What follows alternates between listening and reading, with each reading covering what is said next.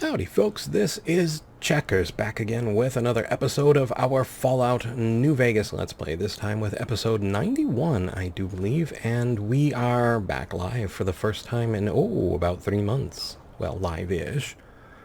Not a stream or anything, but we're here. And I've had a lot of advice and help with how to get past retrieving our brain. We're going to try some of it.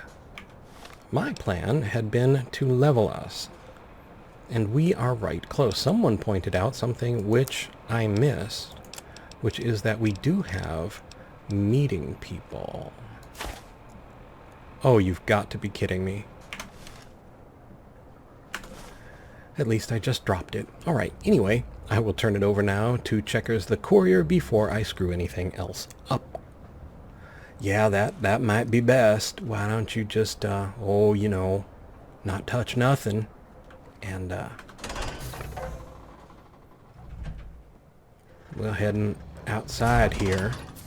On back to the Forbidden Zone.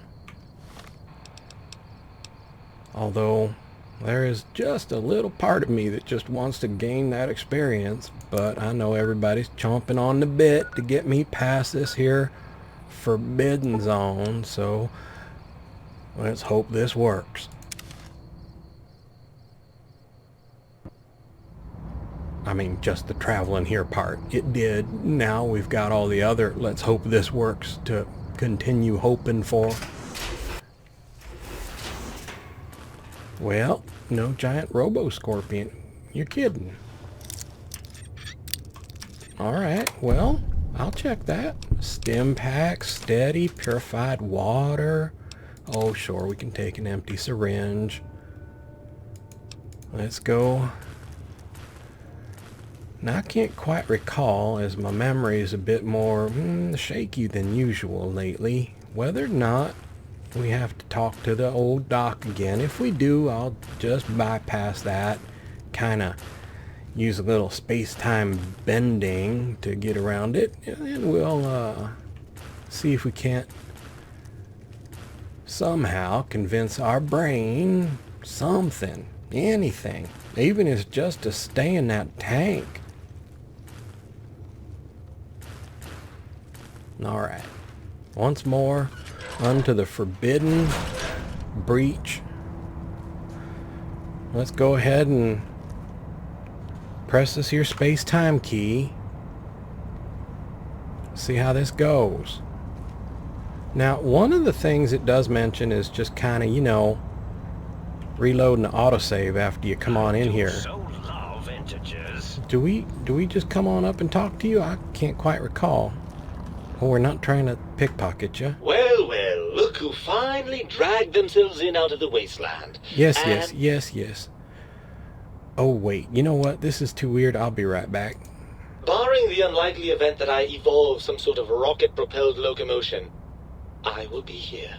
Alright, now, if the speech check was 75, let's go ahead and press space-time key once more. Mad. Preposterous! Not an angry bone in my body. Alrighty. Now, let's see if I can use that old magazine without, throwing it on the floor. You know what? Let's go mentats and meeting people and... Ah, the meat has returned. Lovely. Yeah, kinda. Thanks for noticing. You're my brain, right? Ah, lovely. Figured that out, have we? Would you like a cookie? Yeah, actually. But, kind of wondering why you're such a dick. Well, that's a fine how do you do. Me, quote, dick, unquote. As if I'm the one responsible for the way you carry on gadding about the wastes.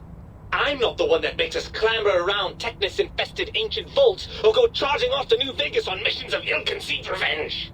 And have we forgotten who got us shot in the head and buried in a shallow grave? Do you think I enjoyed that little moment? Come on now, that stuff's fun. Fun? Fun? Is tetanus fun? Is rickets? What about sepsis, huh? Enjoy that, do we? The things you do with our body are suicidally dangerous, and if you could silence your glandular impulses, you would hear me screaming at you! Well, don't you want to be reunited? I thought you'd be happy to get back into my head. I'm not going to lie to you. The prospect is definitely not that appealing. Look at it from my perspective. Here I have peace, quiet, and safety. Well, barring the odd rogue scorpion. In your head, I've got poison, radiation, grisly injuries, and biological functions. Do you know how much more you can get done when you're not constantly looking for places to urinate? It's quite a lot, I can tell you. But what about all the good things? What about a cool breeze on your cheek, the smell of food, love? Overrated biological feedback. Believe me, you only feel that way because you've got all that meat. Oozing hormones. Isn't it just as true that you only feel this way because you're lacking those hormones? I suppose you're right. That does call certain assumptions into question, doesn't it? Let's see. We're at an impasse. You can't feel what I feel, and I can't think the way you think. Indeed. Quite the conundrum. How do you suppose we resolve it? Well, I think we have to trust each other and acknowledge that we aren't complete if we're separated. I suppose there might be some advantage to that, yes. There's a chance that the reintegration would create some improved synergy between us. So, what do you say, Brain? Join me for some more wild adventures?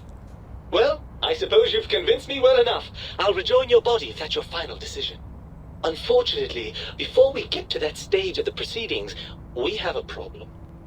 Even if I could settle myself back in your skull and reconnect all those pesky nerve endings, Dr. Mobius doesn't have the tools here.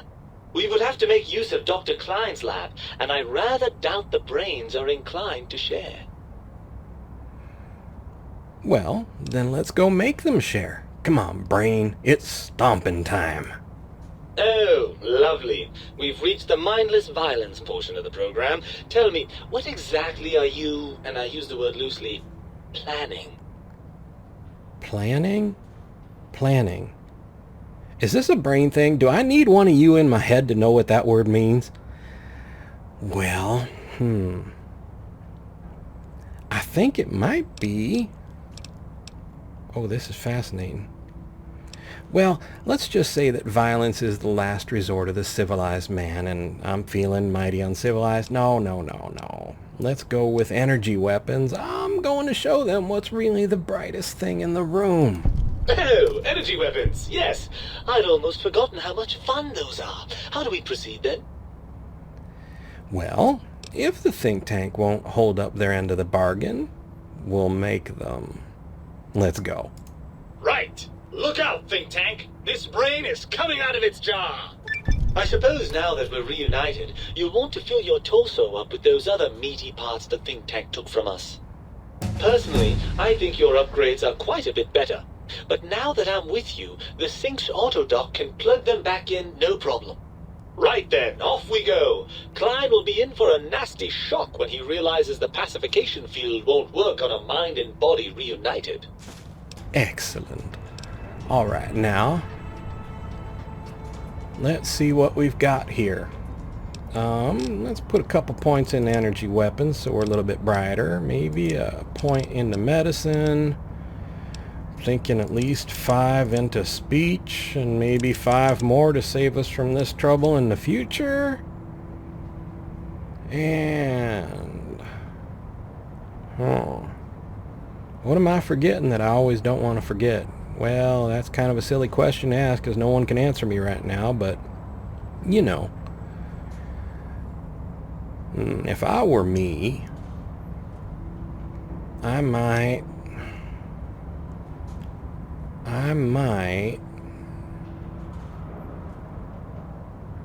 Oh, let's put 3 into barter because we're still dealing with that thieving sink, and kick a point into survival and continue. Now, what have we got here? We can do our last chance at intense training. And I think it might be worth it. So let's do that. And say done. And we've gotten our intelligence up to 10. Actually, you know what? I wonder, can we get back? No, no, we can't. Well, choices made and all that. Although, it would be kind of fun just to kick that luck all the way on up. Oh, why not? Let's do it. There we are. Your brain added. Well, alright, Squeaky, let's roll. We got us a think tank to go do things in. You sure you're with me, brain? Because I'm not necessarily... What was that word again? Spanning? What were we going to span something? Alright, or fan it? I'm not sure. Something. Anyway. You need any shocky stuff there, brain? We can maybe stop and pick some up on the way. Alright. What are we packing for heat? Oh, you know, nothing warms the heart quite like a layer.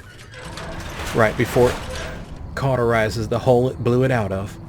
Alright, we're outside. Let's press that old space-time key. And let's hope we can do a little bit of traveling. We are traveling to that old sink balcony, if we're lucky. Hey, look at us go, lucky and all. In the door we go. I don't think we need to talk to them for anything. Did we need to put the brain back or something? Where's that old thing that tells us stuff?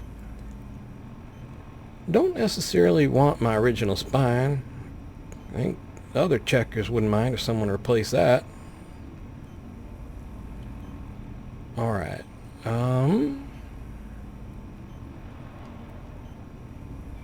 Let me see what exactly that does. Perks. Brainless, but not quite. Let's see. Your brain has been replaced with advanced... No. No, still not. Brain has been replaced with advanced technologies. Your head can no longer be crippled. Resistance to chem addiction. Shock from bodily damage. Threshold minimum +1. Alright, now... Heartless is... Heart has been replaced with advanced technologies. Can no longer be poisoned. Filters in your heart will also regulate bleeding and healing, allowing all healing items, chems, to function at a higher level. Robots are now confused by you and 50% less likely to score a hit. And I would guess spineless is the last one. Your spine has been replaced with advanced technologies. Your torso can no longer be crippled, and your strength and damage threshold have been increased. So I don't see any reason to put anything back at this point. Pressing that space-time key again, just in case I'm not realizing. Dr. Klein awaits. Make sure you're prepared to finish this once and for all. Well, off we go, like a herd of layer. Hi there. The lobotomite returns. Our lobotomite. Has Dr. Mobius been denominated into scrap metal and voice module parts, as we hoped?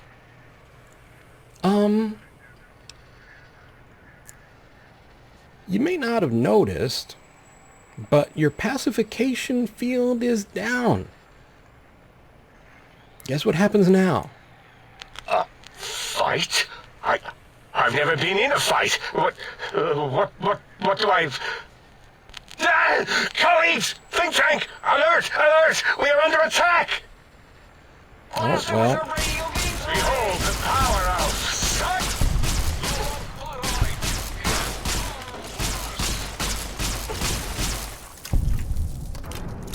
Oh my! That's what my attack protocol feels. Well, I guess we could do it that way. Dr. Boris has lots of things. Kind of thought we might be able to talk to him. Not sure if I just did that wrong, but probably. We'll take all the things that look useful.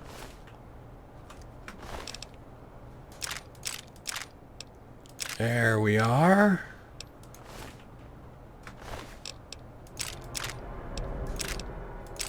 Just some energy cells and microfuel. Oh, someone just got turned into a little old ash pile. More electron charge packs, energy cells overcharged. There's another meeting people. That might have been handy. Microfusion cells. Oh, I suppose maybe it was back when we were discussing things with our brain. Maybe could have made another choice, but you know, things happen. Electron charge overpack, whatever. Energy cells, energy cell overcharge, microfusion cells. Old Checkers, the other Checkers ain't feeling quite so hot, so I guess that start carrying over to some to others here. Well, there's all that then. And of course now we have all whatever we want from here. Not that really there's anything we want, but oh, we'll take their duct tape. Thus do we return victorious with duct tape and lots of broken folk. Well, you know, doctors. Anyway, back into the sink we go. As it had been in the years before the Great War, Big Mountain, the Big Empty, became home to one of the brightest minds of the 23rd century. The Courier watched over the Big Empty for years to come, caring for it and keeping its discoveries safe until they were needed to help others. Which had always been Big Mountain's purpose. Past the laboratories and science, it had always been intended as a place to build the future of all mankind. The Sync Central Intelligence Unit was impressed by the amount of exploration the Courier had undertaken. Facilities believed lost, destroyed, or ones that had simply gotten up and walked to new locations had been rediscovered by its intrepid new master. Internally, the artificial personality debated as to whether it preferred the old management to the new, and concluded that the Courier's thorough approach to research and investigation was admirable and worthy of its respect. Dr. Mobius continued his research undisturbed in the Forbidden Zone. As much as he had attempted to create better scorpions, he tried the same with humanity, with considerably less success. These failures didn't bother him overmuch. Once the rush of mentats wore off, he forgot he had failed in any event. After all, the bright young mind who had come to visit him in the Forbidden Zone had already exceeded his expectations. The sink atop the dome bustled with the voices of a small town, constantly chirping, arguing, and snarling at each other. Still, this all happened productively in the interests of its new owner. The Sync Central Intelligence Unit discovered, despite its inversion code, it was comforted by the sense of community the other personalities gave it. The Biological Research Station, obsessed with seeding everything in sight, requested a transfer to the X-22 Botanical Garden, so that it might, in its own words, sensually fertilize the garden's smooth contours. The garden sent back a polite refusal, saying it had prior commitments with a vault it had helped infect before the war. The book chute continued to devour all seditious materials until it nearly choked on a paperclip. It adamantly maintained it was a Chinese paperclip, and the whole thing had been an elaborately orchestrated assassination attempt. Whatever the reason, it slowed down for a while, carefully appraising each document and clipboard that came to it. The light switches continued to bicker and flicker. This persisted until the day someone dropped a flashlight in the sink, and the two of them united in their hatred of the showboat. One of them eventually transferred to the Lightwave Dynamics plant, and began a long, unrequited affair with one of the holograms. The sink continued to ruthlessly scrub any particulate matter that came near it. Eventually, it gained access to the magneto-hydraulics plant and nearly flooded all the Big Empty in an attempt to scrub the crater clean. Once it learned of the innovative toxins plant, however, it gained new purpose. It sought to develop antitoxins to flush into its drains and counteract the poisons bleeding into the soil. The toaster continued its psychotic spree, reducing all appliances in range to scrap electronics and spare parts. After one of its more psychotic episodes, however, the other Sync personalities decided enough was enough and dumped the toaster in a bathtub. Sparking and hissing, the toaster swore its enemies would rue the day when they had bread and no way to toast it. Muggy did his best to collect coffee cups, although in his quest, he accidentally trapped himself in Higgs Village. It might have been the end for poor Muggy. Except, he found it peaceful there, tidying up the kitchens of the think tank professors back when they had been flesh and bone. Well, except for Dr. O, who was an asshole for having created Muggy in the first place. Muggy left O's house deliberately dirty, punishing the dishes and cups that lived there in blind revenge for serving Dr. O. Blind old Jefferson, with sounds the Courier brought him, created a symphonic counter-frequency that saved Big Mountain from sonic invasion in 2910. If you didn't hear about it, good. It was rumored by the other personalities that he had a brief fling with the light switches. Although he forgot their names much too often and was soon left in the dark as punishment. Autodoc, always gentle and methodical, kept sewing up the Courier in all the right places when the skin split open from repeated wear and tear. The Autodoc was just glad to have purpose again. It heard its simpler brothers and sisters who got shipped to the Sierra Madre were bored out of their skulls in that toxic dead city. In time, the Autodoc found a way to deactivate the Y-17 trauma harnesses, releasing the corpses they had held prisoner for almost 200 years. As the Courier ran through the X-8 facility multiple times, the computers analyzed the test subject's movements. Rather than performing a superficial observation, they realized the subject barely knew what communism was, or even what a high school was. This confused them for a time, until the facility finally realized that its research had succeeded. So it let its cyber dogs out into the wastes to help protect small communities from physical aggression rather than communist propaganda. The infiltration program in X-13 felt spent, having repeatedly upgraded the stealth suit until it could upgrade it no more. It felt warm, fulfilled, and a bit sluggish. It realized not long after, the stealth suit had left it without so much as a note on the nightstand. So the infiltration program sent out robo-brains into the wastes, looking for its wayward technology. It eventually found Repcon HQ and set up a new research center, testing and murdering fiends who kept breaking into the facility. The Courier, organs intact, continued onwards, a little less heavy of step, but with all the organs in the right places, as they should be. After all, brains can develop a life of their own when left to their own thoughts, and the Courier's brain was more clever than most.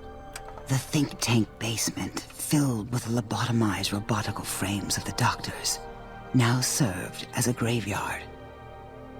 The monitors had recorded the battle in its entirety, including the think tank's final, shrill, terrified screams, whimpers, and pleas for mercy. They broadcast these humiliating last moments as a warning to anyone approaching the perimeter that other smarty pants were not welcome. The Courier was the inheritor of the Big Empty, and there was room for only one will in the halls of the think tank dome. There is an expression in the wasteland, old world blues. It refers to those so obsessed with the past they can't see the present, much less the future, for what it is. They stare into the what was, eyes like pilot lights, guttering and spent, as the realities of their world continue on around them. Science is a long, steady progression into the future.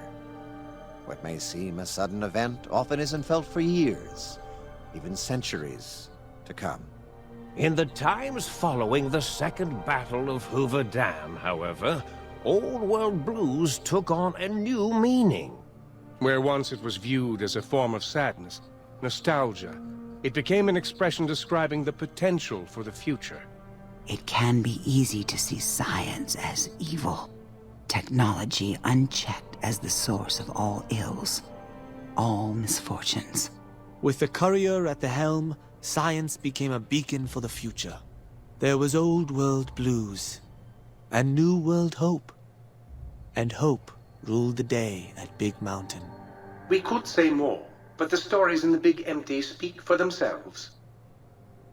Now armed with the transportal ponder, the Courier could return to the dome at any time and crack open the secrets of the Big Empty one by one. The Sink sat vigilant, waiting for its master to return, shoes covered in Mojave dust. Only one road yet remained, and it was one the Courier had to walk alone.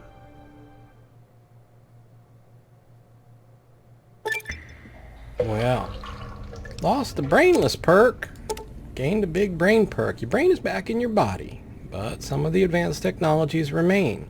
Your head still cannot be crippled, but you are only 10% more resistant to addiction now.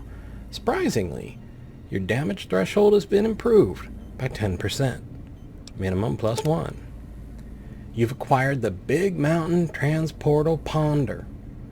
It's capable of transporting you and you alone between the Mojave Wasteland and Big MT. To return to the Mojave, or go back to Big MT from the Mojave, simply equip the Transportal Ponder as you would any weapon. Pull the trigger and away you'll go. Note that it won't work in interiors or in combat situations, and is totally incapable of harming your enemies.